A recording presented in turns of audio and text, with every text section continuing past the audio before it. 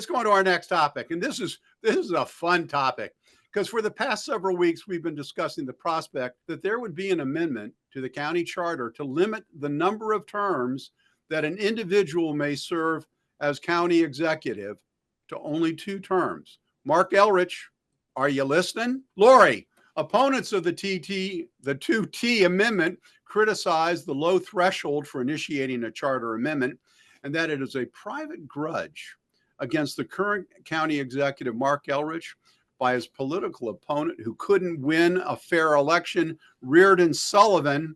What do you think? I don't think it's a private grudge. I think it was a brilliant move by Reardon Sullivan because he knew that this would hit a nerve with most voters, including Democrats, and more Democrats than Republicans have signed the petition.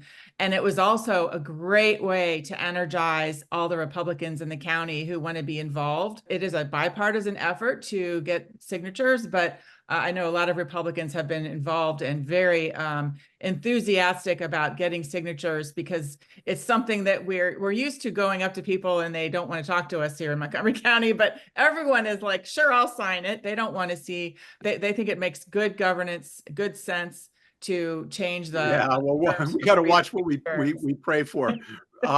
So, Cary, this is really watching sausage being made. You know, if Sullivan has the required number of signatures, the county council cannot block the amendment from appearing on the ballot, but the county council can promote a competing amendment that might derail it, just like they did, you know, a couple years ago when when there was a proposal to go to individual 9 councilmanic districts. So what is the likelihood that this council will throw Mark Elrich a lifeline? You have to remember, Mark has always had a tenuous relationship with the county council.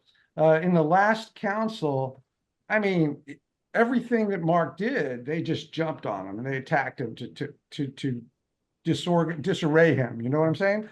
In this election, you have to bear in mind, if you change the dynamics of 3-year terms to 3-year for the council, 2-year for the county executive, what you're doing is you're affecting the balance of power.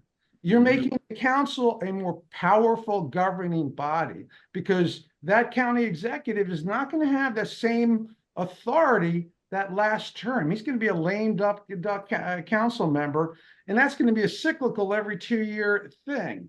Now, in previous executives like Doug Duncan, for example, we had a more powerful, robust county executive than we did county council. Do you really want to turn that around? I don't know. So what I hear from my, not just from reading in the newspaper, but also from some sources, is that there is heavy lobbying going on to the county council to come up and support a proposal that Mark Elrich has floated, where it would allow him to serve a 3rd term if it's not consecutive. So, I mean, there's a lot of lobbying going on. And the reason that this is being done, because if they pass both of those under state law, there is a theory that they nullify one another. Yeah.